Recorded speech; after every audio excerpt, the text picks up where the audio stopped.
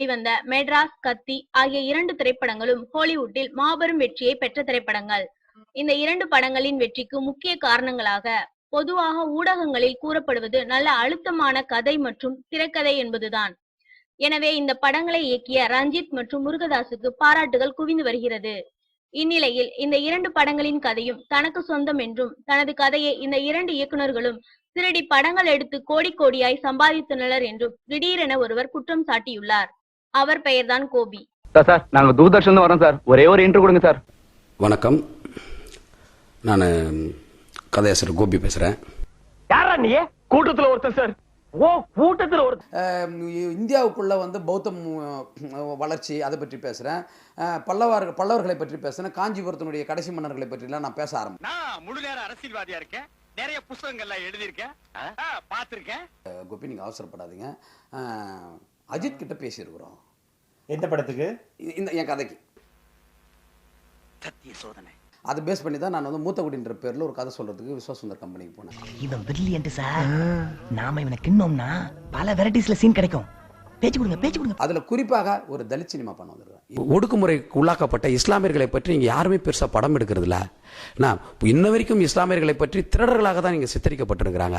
இங்க ஆடு மேய்க்கிறவங்க வேற, வாத்து மேய்க்கிறவங்க வேற, மாடு மேய்க்கிறவங்க வேற, பன்றி மேய்க்கிறவங்க. தேவனேன்ற என்ன சிங்கம் கதையை சொல்லி ஜாதி சண்டை இழுத்து விட்டு என்ன கொல்ல பாத்தியடா. பாரா இங்க பாரா, உன்னை சும்மா விட மாட்டேன்டா. கோடி கோடியாக இந்த பணம் வந்து சம்பாரிச்சிருக்குது. அப்ப அந்த சம்பாதிப்புல என்னுடைய உழைப்பு என்பது மிக பிரதானமான பங்கு வச்சிருக்குது. அப்ப பணம் என்பது எனக்கு நியாயமானது தான். நான் வந்து அப்ப சொன்னேன், சார் எந்த சூழ்நிலையும் எனக்கு பணம் பிரதானமானது கிடையாது.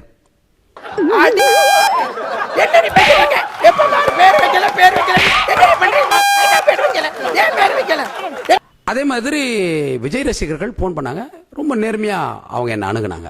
அவங்க பேசும்பொழுது ரொம்ப அவங்க கிட்ட வந்து ஒரு நேர்மை இருந்துச்சு. பிஞ்சு ஒரு வாரம் ஆச்சு.